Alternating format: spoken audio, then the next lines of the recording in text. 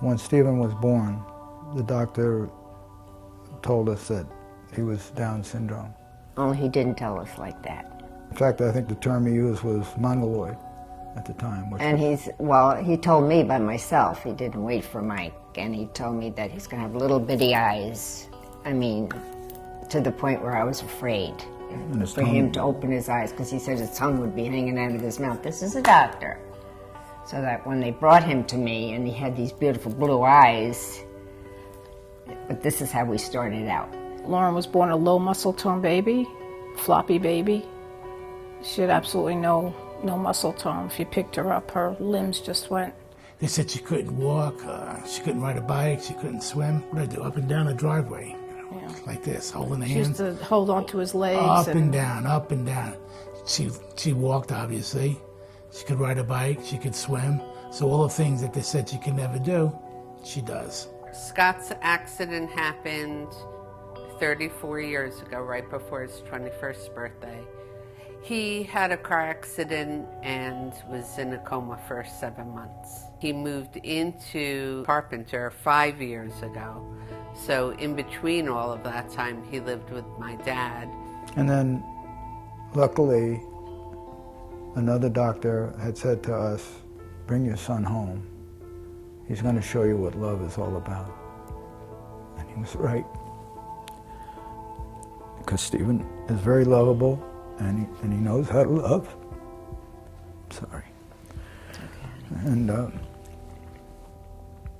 he just evokes love.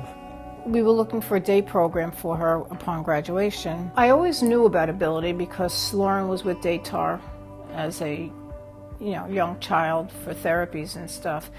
But when I had to go look for a day program, they gave me the names of several different agencies, and Ability was one of them.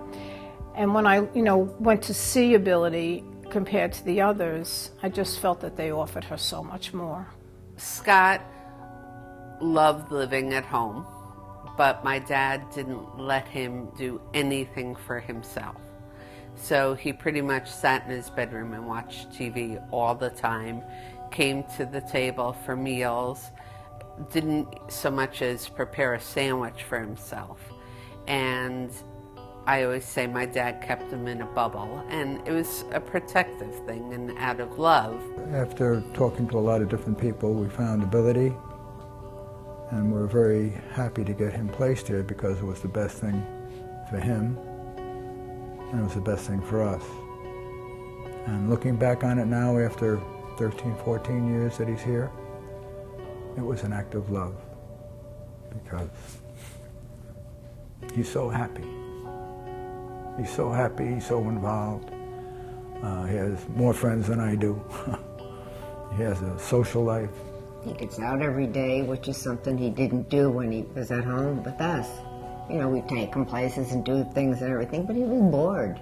I was diagnosed with cancer. I went through treatment, chemo, radiation, and the whole time being, sick and not able to care for her on the weekends. Thank God that she did go to respite, and then he got sick, and he needed open heart surgery. And after that, I thought to myself, if something happened to the two of us, what happens to Lauren? My dad at the time was, I guess, 86, and it was getting really hard for him to take care of my brother, even with help.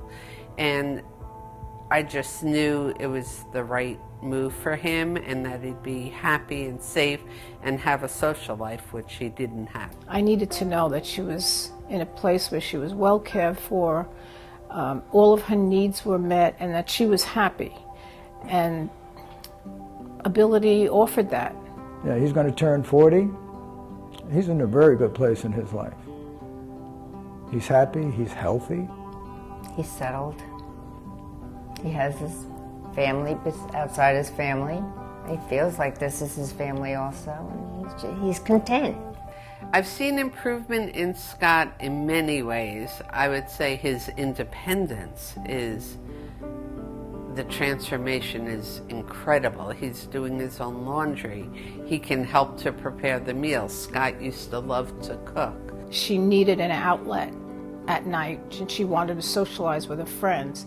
So she gets her nails done once a week, she goes to chorus, she does a sport, for every season, she does a different sport with Special Olympics. He's much better off being here than being at home full time. We love having him home, he loves to come, but he's ready to come back the next morning, so that tells us a lot right there.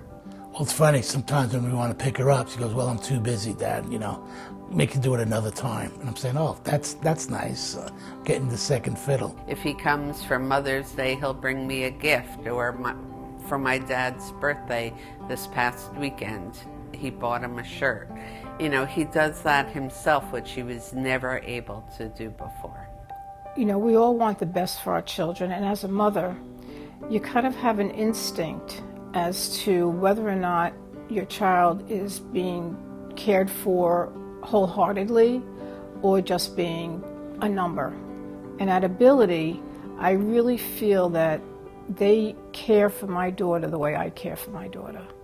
And that, to me, you can't put a price on that. That's just priceless.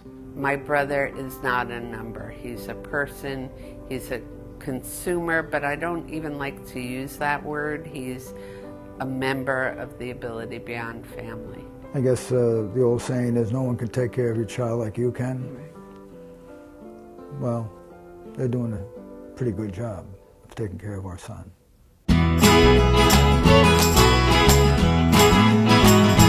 It's quite good to be alive. Oh, what you're needing you will find if you open up your mind. Ask the world to be your Valentine. Oh, there's no reason to be shy. It'll say yes every time. The person that you're looking for is right behind your eyes.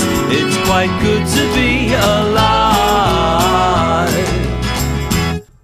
Bump, bump, bump, da-da-da-dum, bump, bump, bump, da-da-da-dum, bump, bump, da-da-da-dum, bump, da-da-da-dum.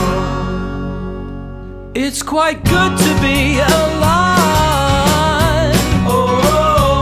If you don't agree now, that's fine, but give it a little time. And I gotta say the pleasure's mine. Oh, 'cause without everyone else, there'd be no his or hers or mine. Everything you've been looking for was right there all the time. It's quite good